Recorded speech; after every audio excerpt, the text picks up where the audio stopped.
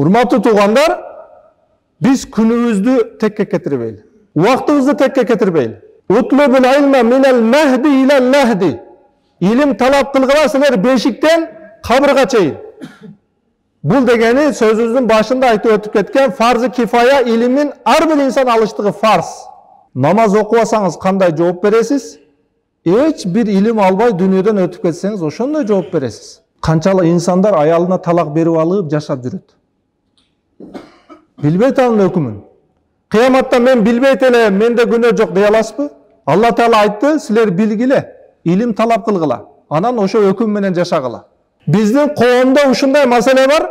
Аялына талак деп айтса, сага талак бердим деп айтса, молдекени чакырып келип нике кыйдырат. Бар кете бер, мен сени менен жашабайм.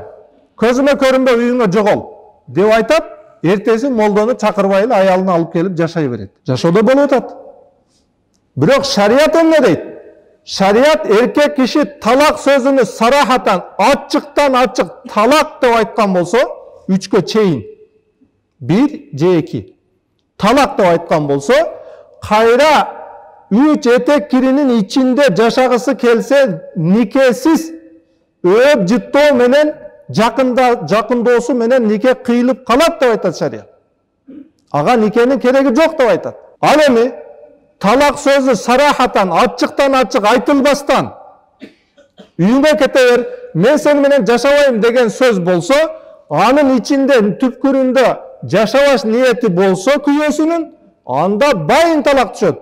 Байын дегени никесиз жарашканга мүмкүнчүлүк жок дегени. А биз жашообузда 24 саат аны кете бер, кайра жашай бер. А бир талак айтып койсо, молдекен алып келип кыйдырат. Бул илимге биз кайдыгер болгон себептен жашообуз арамдан чыкпай жатат.